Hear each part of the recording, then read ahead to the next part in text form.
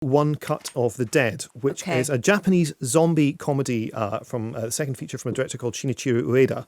Tell by the look on your face, this might be one you're excited about. Which begins, it's just saying Shinichirô Ueda. It's just like... It's just saying Japanese. Anything Japanese you love. But look, don't just trying to extract that bias from your minds and imagine that this is completely objective assessment.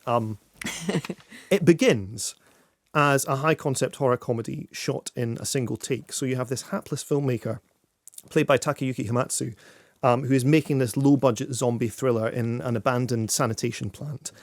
And his cast aren't exactly selling the terror of the experience. So then, conveniently, the plant is overrun by real zombies.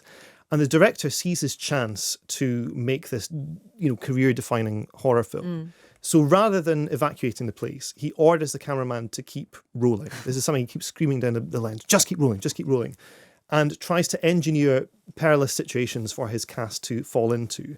And the course of this, the making of the film that goes wrong, this all pans out in this completely brilliant, almost 40-minute long single take from the very start of the film. And the camera you're looking through is supposed to be the single camera set up for the actual making of this film itself.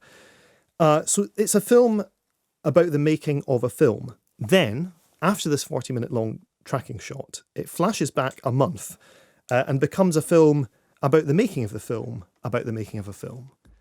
In that, the director character we've been watching on screen is actually a real filmmaker who has been commissioned by a horror channel to come up with this short film for the opening night of broadcast that they can basically perform live. They can shoot live and it will go out on the broadcast as live, as a publicity stunt. And he's not a particularly proud of his work. He works mainly in ads, music videos.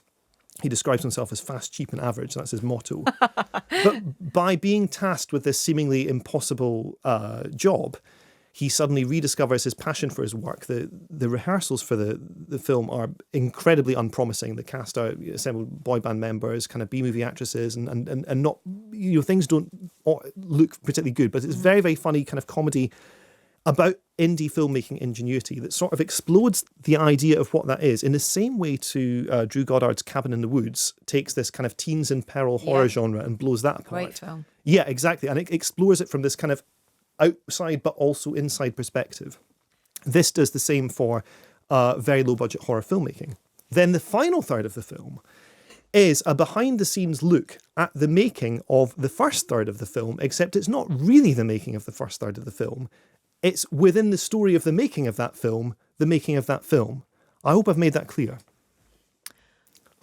Yes. And basically what it does is by seeing what's supposedly going on behind the scenes during this amazing long take that you've been marvelling at previously. Yeah.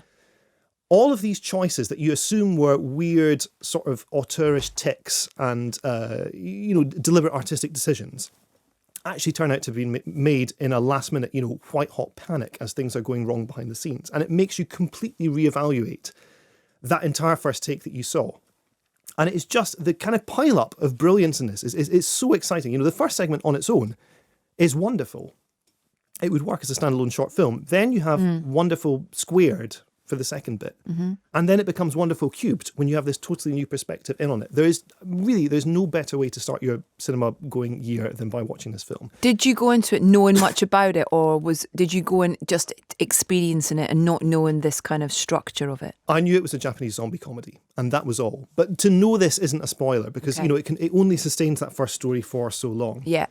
What it's incredibly clever at doing is it makes you realise that really the last creative act in making any film is watching it. And by watching a film, you're making assumptions about choices that have been made on set. Yeah. And you're almost like mentally papering over cracks you don't even realise are cracks.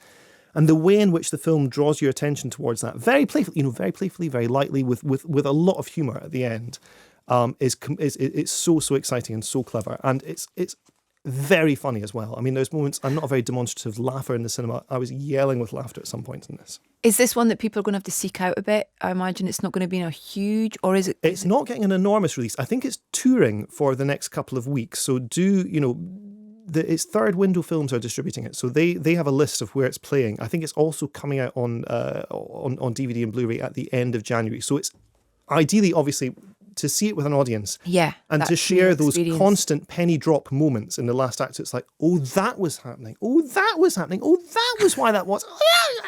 On and on and on. Build. Yeah. To see that with other people is wonderful. Okay. But you can, it would work. Get some solo mates as round well. and have a quite, party. quite. One Cut of the Dead is the name of the film, and Third Window Films to go and find where it is Yes, going to be indeed. showing.